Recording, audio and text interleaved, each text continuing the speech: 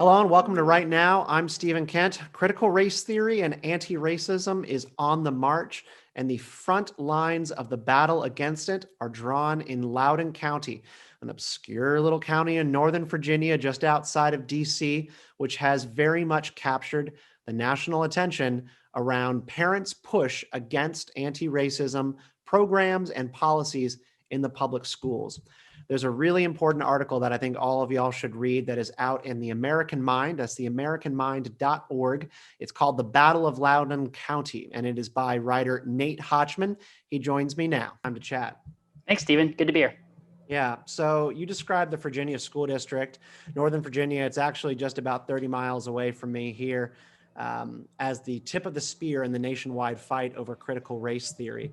Can you sort of recap, do top level here of what is going on in Loudoun County as of today? Yeah, so Loudoun County is actually not dissimilar from a lot of different counties in America right now, in that there's an explosive battle between parents on the one side and woke administrators, teachers unions, and often sort of school boards on the other side about the teaching of this ideology, critical race theory, and its various attendant subjects to children in K through 12 and publicly funded K through 12. But there's a couple of different reasons that Loudoun County is the tip of the spear. One is that it's particularly insane, and we can get into the specific details about precisely what's happening in the public schools in Loudoun County if you'd like to. But one of the other significant reasons that it's sort of being viewed as a proxy for this larger debate over critical race theory in public schools throughout the country is because it's the first time that parents have actually really gotten together and organized this recall election. There's been a number of pop-up events throughout the country of parents actually going to school board meetings, bless them, to speak up against these kinds of policies, anti-racism policies being implemented in schools by boards who think parents really aren't paying attention and they just sort of pass this stuff into existence. Loudoun County has been where people have gotten the most organized, both on the local level, getting outside help, also getting national media and putting pressure on the actual school district here. And at the beginning of your article in the American Mind, you break down what Loudoun County is like and how it used to be. I just want to read a little bit of that, if you don't mind. You describe Loudoun County, Virginia, as a well-to-do DC bedroom community. It typifies suburban America's leftward lurch. The 400,000 odd person county voted Republican over Democrat by a 2-to-1 margin throughout the latter half of the 20th century, but a rapid growth in immigrants and progressive whites moving to the area to work at new company jobs like Amazon and Verizon have transformed local voting habits. Do I have that right? Is that sort of what has happened in Loudoun County for in like the past 10, 20 years? It is. And like I said, it's not unique to Loudoun County. We're seeing this happen in suburbia throughout America, which we saw, in the 2018 midterms elections and the way that suburban voters voted in 2020 as well. But Loudoun County is particularly extreme in that we're looking at a 30, even 40-point swing from a solid 55, 60, 65% consistently Republican conservative district to, like I said in the article, going for Joe Biden by 25 points in 2020. So it's quite a radical transformation. Besides maybe just the backlash effect of Donald Trump and how he sort of played a part in polarizing the Democratic Party, just like the Republican Party was polarized by Barack Obama.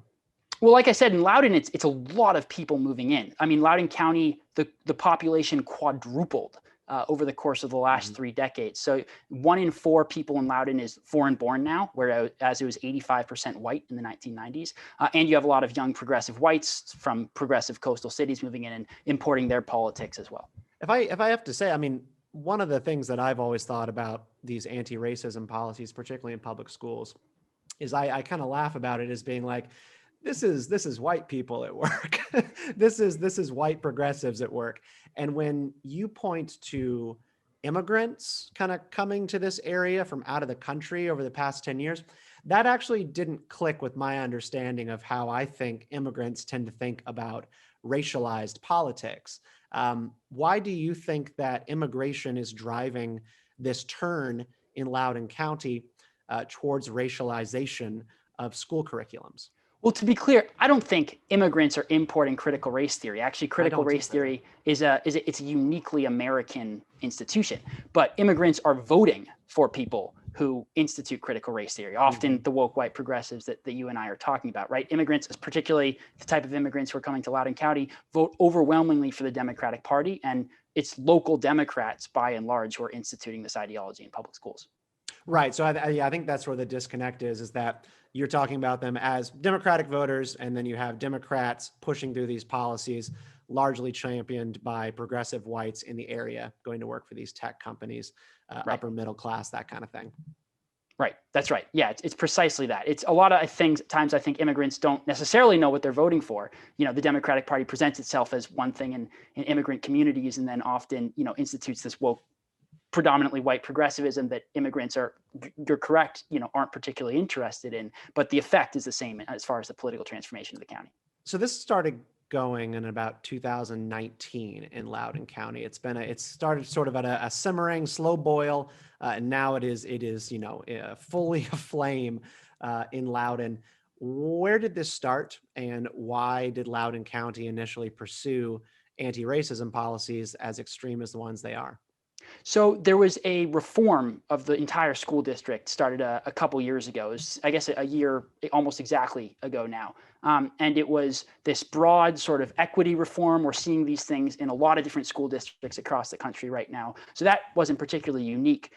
But what made this school-wide reform so particularly radical was that the fact that it instituted, these racially conscious institutions that were only open to non-white students, specifically like equity ambassadors. It had this anonymous tip line where kids were encouraged to report each other for instances of bias or microaggressions or nasty language that they used on the playground. So it was this institution of the sort of most Orwellian kinds of anti-racist things that we're used to seeing on college campuses, except this is being pushed on 5th and 6th graders. My understanding on the local level here, because I remember when this was in the news, I live here in the area, one county over. This started when or after a Loudoun County gym coach in the public school system there had 3rd and 5th graders in February of 2019 play a runaway slave game in the public schools.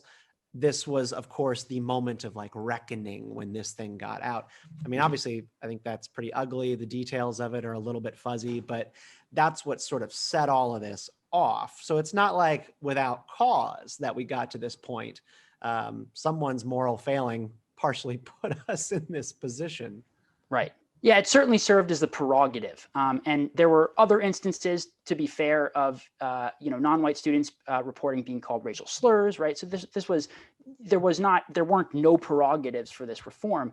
And this is true, again, of public schools in America throughout the country, right? Kids can be nasty to each other. Public school teachers certainly can make mistakes. In this case, a pretty inappropriate and offensive one on the part of the gym teacher. It was this disproportionate response that a lot of the administrators in Loudoun County had clearly been wanting to push for a while. And this was the opening for them to do that. So one of the things that is always laden throughout these policies that school districts pursue is the word equity, moving specifically away from equal treatment under the law and also under school policies towards the idea of equity. Can you unpack the meaning of that difference for people and why they need to be looking out for equity-based reforms on the school district level? Right. So equity is basically this concept that holds that legal equality under the law, the equality of all individuals, as it's traditionally been understood in America, is insufficient because you have these pre-existing inequalities between racial groups as a result of past or present discrimination, which is causing basically legal equality to be a fantasy, and that the way to reverse past discrimination, in the infamous words of Ibram X. Kendi, who's a famous scholar of these things, who's from is Loudoun present County. Discrimination. Right, exactly. Mm-hmm. So it is an active discrimination between racial groups in order to try to set the playing field right. So the fact, for example, in Loudoun County, that Black students were underperforming white students meant that white students needed to be discriminated against in order to level the playing field between Black student and white students. So it is a idea that is, forwarded in the name of social justice, but what it results in is actually this existential challenge to traditional American notions of equality, like we're seeing in Loudoun County. In what way do you think that, if you sort of zoom out from Loudoun County, how have you seen that idea present itself in other aspects of American life that I think is more approachable to people? Because I think for me, like, the idea of color blindness was the status quo throughout the 90s and early 2000s. And it wasn't until Stephen Colbert, I think, when it was on the Colbert Report on Comedy Central, when he would start using like the idea of being colorblind as like a punchline. He would pretend to be Bill O'Reilly, and then he would have a guest on, they'd be black or whatever, and he would be like, I don't see color. Nice to have you here. And it was a laugh line. And I just remember seeing that when I was younger and being like, why is that funny? Why is that funny? And Right. Fast forward to now, like, that is the belief system. The idea of colorblindness is an evidence of racism, because you're not acknowledging race and basing the way that you treat people off of race. Right. No, that's exactly right. And it's interesting that you picked the 90s as when colorblindness was at its peak, because critical race theory really started emerging in the academy first in the early 2000s. And as with a lot of academic theories, it slowly trickled into mainstream American society. And now we're having this reckoning where it's becoming an issue as a doctrine that's being taught to our children. And it's something that we're seeing, in the highest levels of government. Joe Biden and Kamala Harris are talking about equity, right? This is something that even Obama, he did not go as far as to talk about equity. He still talked about equality. But you have the Biden administration prioritizing coronavirus relief by the racial identity of business owners. So this is not just an abstract theory. It's something that actually has ramifications for American government and has permeated every aspect of American life. Did you see the summary of a piece of research that came out of a psychoanalyst association the other week that described whiteness as a disease of which there is no cure? I didn't see this, but I've heard similar rhetoric from a lot of different places.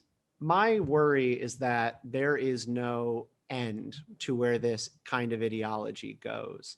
The way that it polarizes kids against each other, asks white students to think about their own racial identity in ways that I think they always assume will only be self-deprecating. It doesn't have a limiting principle. It doesn't say to me that this is a ideology of peace, that this is an idea to bring people together, only to wedge and only to destroy. That's precisely right. And that's one of the dangers of it, right? Is we have seen how this movie ends. Once you start enshrining the idea that different groups can be discriminated against for their immutable characteristics under the law, this only goes ugly places. Legal equality under the law, this uniquely American institution in many ways, it certainly wasn't perfect, but it was the closest we've ever gotten to actual racial pluralism and an ability to coexist with one another. We are now dismantling that in the pursuit of this utopian idea of equality between all races in outcome, which has never been achieved anywhere, and which goes very, very dangerous places very quickly. My school district here in Manassas, one county over from Loudoun, is looking to implement their own anti-racism and equity policy. They're voting here in the next week on it. I won't bore you with reading it, but it is the kind of same flowery bureaucratic language that you see passed in Albemarle, Virginia, Hampton, Charlottesville, and in Loudoun County. I think Prince William County, one county over here from as well, has implemented similar policies. And, reading through it, the thing about it is it's just so unobjectionable on the surface. There is nothing that says, white kids will not be offered the same opportunities that they might otherwise be owed based on the performance of their grades. It doesn't say that your kids are going to be taken out of the classroom and put into mediation or even meditation sessions with race counselors. But this is the kind of stuff that is happening in New York, Charlottesville, based on the incredibly vague and flowery language of these policies. They don't mean anything when you read them. Right. And, this is one of the other reasons that critical race theory and the sort of equity reforms that we're seeing are so insidious because they are hidden very cleverly behind this vague HR consultant, diversity consultant, bureaucratic language, which sounds pretty unthreatening, right? The interesting things is this ideology is just as radical as the sort of Black Panther ideology of, or Black Power ideology of the 1960s, but it has mastered the corporate bureaucratic language and doesn't sound as threatening, right? They don't use words like revolution most of the time. They use words like equity, racial reconciliation, identity affirming, right? These things that parents aren't used to hearing, and on the surface, if you don't know what to look for, sound relatively reasonable to most people. What would you encourage parents to look out for when they are looking and following their own school board proceedings in their area? And what would be your parting advice to parents on how to properly organize and make the kind of splash that parents in Loudoun County have?